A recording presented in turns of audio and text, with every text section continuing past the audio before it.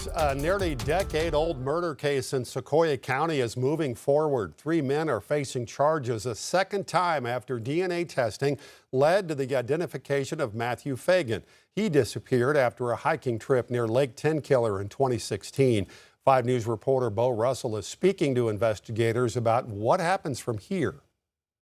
Matthew Fagan disappeared in 2016 after a hiking trip near Lake Tenkiller. Now, the case was later dismissed because investigators had not found his body, but nearly 10 years later, prosecutors say that has changed. Matthew Fagan's case is back in court nearly a decade after he disappeared. The people were actually charged back in 2016, these same individuals, but in the state of Oklahoma, information has to be corroborated. We could not corroborate it absent the body.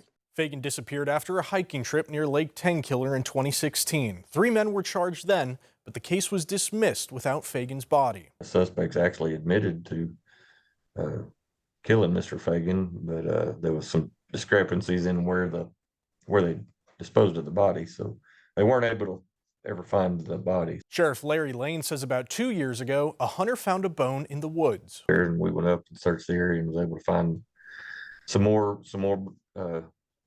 pieces, and DNA finally came back and got a match. Now, Michael Snelling, Tyler Leverett, and Charles Blake Shamblin are charged with first-degree murder and accessory after the fact. We now have actual charges we can pursue, and we can move forward with the case now.